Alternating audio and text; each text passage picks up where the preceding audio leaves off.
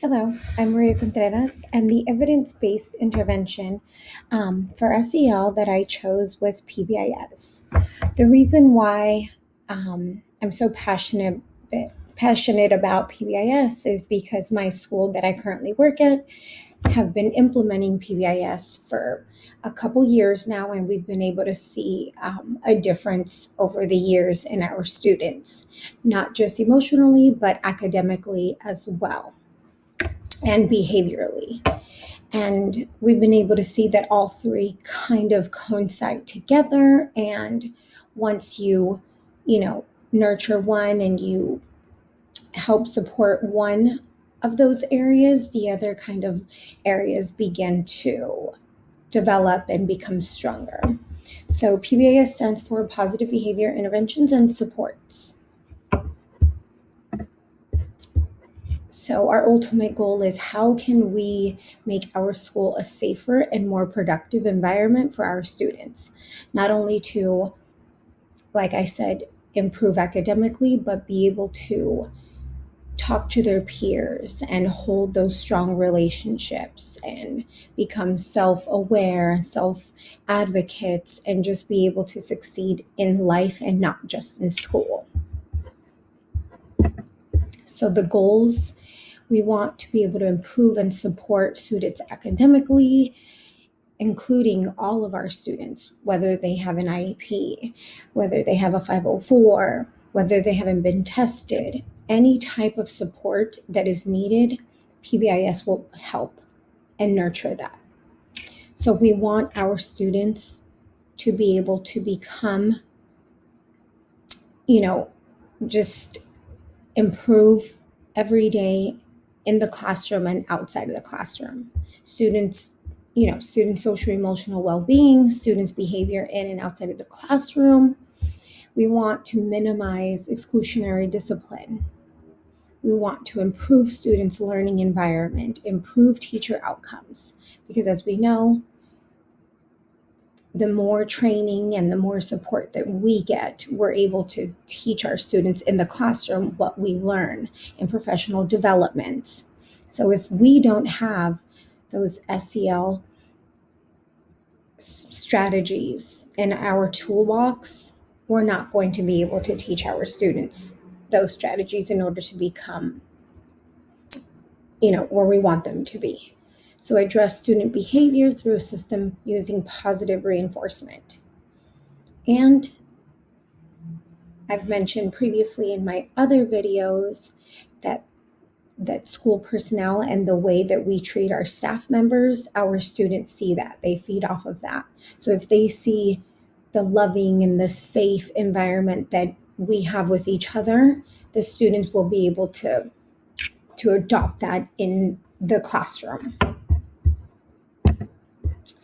So I included a little picture here, and ultimately any system, any intervention that we choose for our students and to implement school-wide, because PBIS needs to be school-wide. Every single classroom needs to be able to implement PBIS. So we want to improve our student outcomes, academic performance, and of course, social emotional competence, social and academic outcomes, reduce bullying behaviors, and decrease rates of student reported drug and alcohol abuse, especially in the area that I currently work in.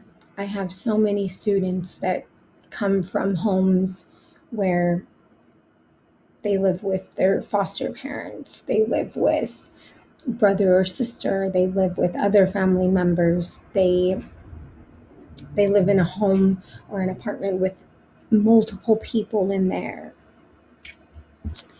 So allowing us as teachers to provide safe environments for our students is really, really important for us. So again, reduce exclusionary discipline and then improve teacher outcomes. So we want to be able to build that school climate and culture, because if we can build that as a school, our students will be able to see that. So PBIS does target 3 tiers. So our tier 1, which is our universal prevention, which is all of our students, they all fall under tier 1 until there becomes other issues that start to arise where it either will place them in tier 2 or tier 3. So tier 2 is a targeted prevention. So that targets some of our students, and tier 3 is where there'll only be a couple of students that require a special plan and special, where we begin to have meetings where we include family members, our psychologist, our on-site PBIS, our trainer, and who provides us with the correct strategies. So that's where we become more involved. So PBI's goal for all classrooms to use basic classroom evidence-based practices. So behavior-specific praise. Our students need to be able to get used to hearing that we're proud of them or that they're doing something right in their life. So we used and how do I say this? Statement to error correction. So we call it 4-to-1. So we want to be able to use 4 praises for things that we like that they're doing, and 1 correction. We want to be able to promote our students' positive behaviors and what they're doing right, as opposed to just putting attention to what they're not doing or for what they're not doing right. We want to be able to give opportunities to respond.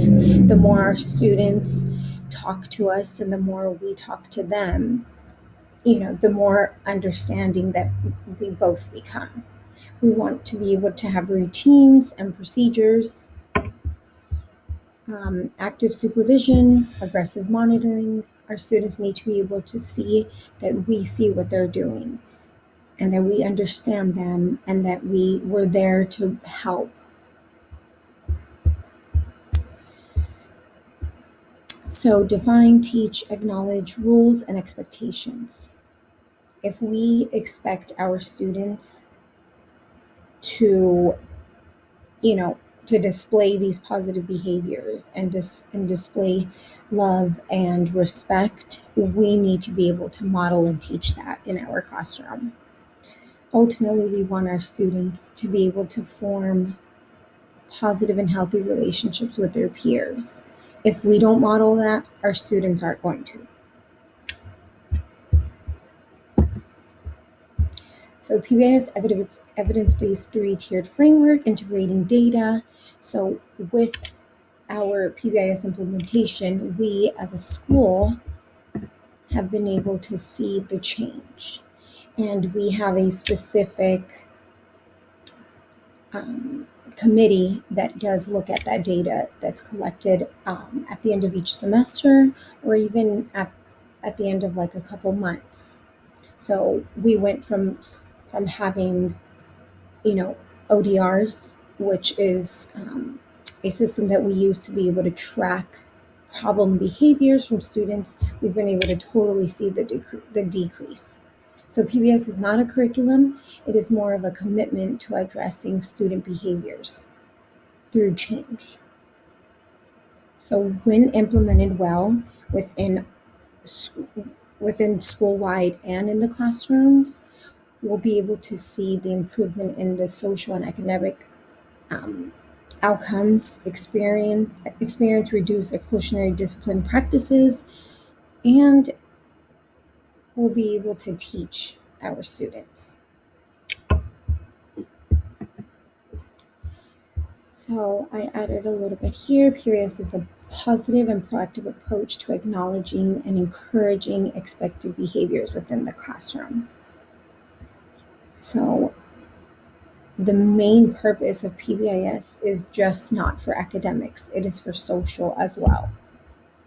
So we are choosing to look more at what they can do correctly, at what they can do. We do not want to focus on the negatives and focus on the problem behaviors, but instead choose to improve and to teach them and to model what is expected. So PBIS is more of a framework. It's a school-wide framework that is a data-driven systems approach. It's all about data. It's all about collecting data and seeing if it really works when implemented across the board. So it identifies needs. So ultimately, we want our school to be successful, positive, fun, and safe places to learn. So I went ahead and added a little clip that I found from YouTube where it kind of shows you how our classroom in our school implements PBIS. I also read an article, and they had many different studies and different data collected from a high school that implemented PBIS over the cup, like I think 3 years, maybe 3 years, and they were able to see the decrease in the bullying and any physical harm, suspension rate, student to teacher relationships. Um, they had so much data collected, and I also added the link. So at my school, like I said, we use PBIS reward system, so it is something that we also have on our phone. And every time our students, um,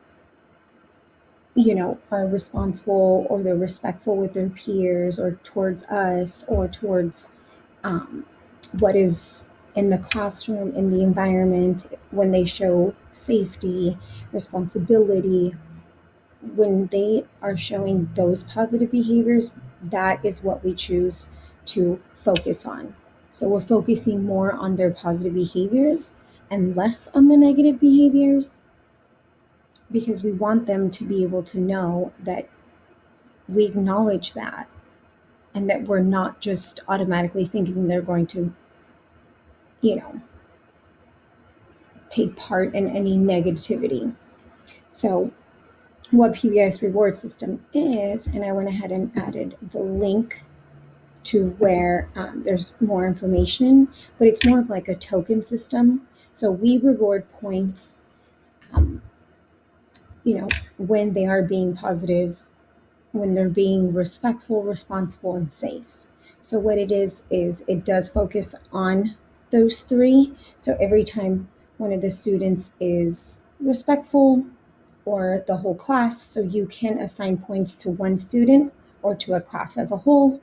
I have it set in my 4 classes: math, science, SFA, and my SEL class, because our school does teach an SEL class. So mine is every 30 minutes, every Thursday.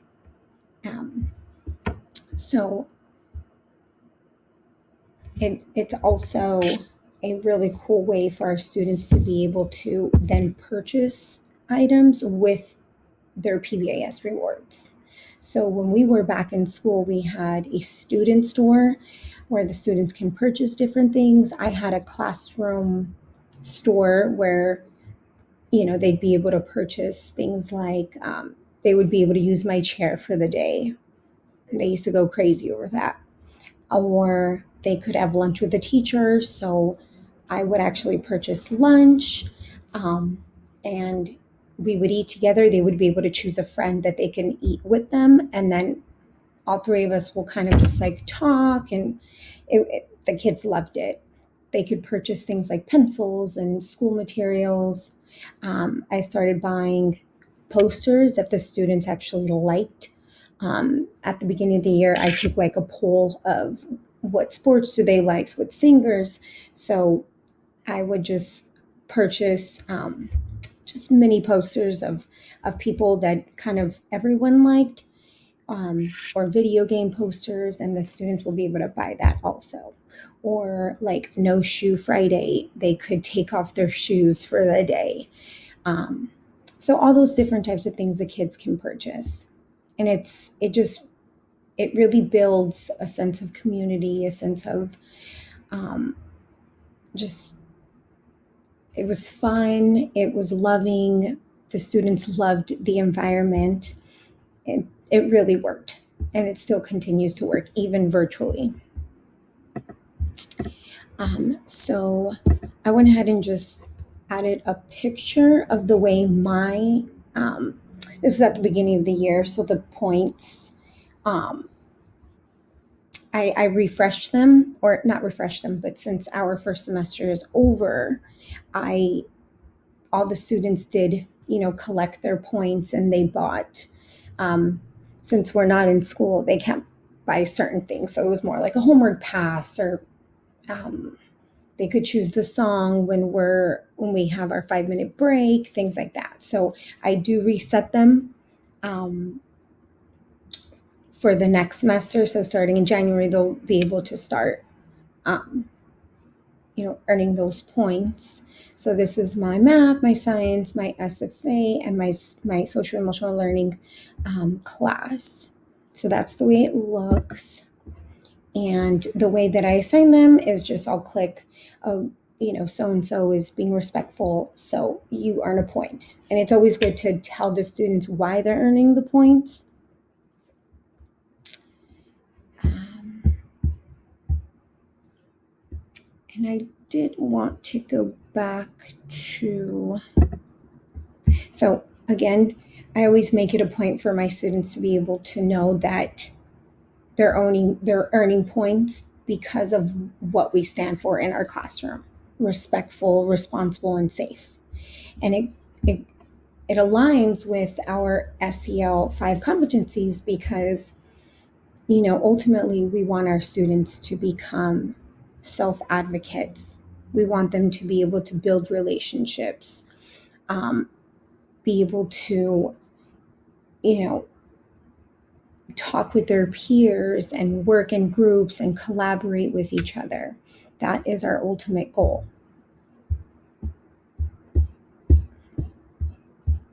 So, um, just to sum up everything, because PBIS is focusing more on their behavior, I want to express the importance on how our students' behaviors are everything. And if we teach our students how to to be respectful to others, and for us to be able to model for them how respectful looks like, how responsible looks like, how safety looks like, we'll see outcomes in their academics, in their social life with their peers. So it's, like I said, we are ultimately trying to build a safer and more productive environment for our students. Their social emotional well-being is very, very important, and we can achieve that with implementing PBIS school-wide. So I encourage everyone to look at this framework and to be able to bring it to their school. I also added references just in case you would like to visit any of these. Okay. Thank you.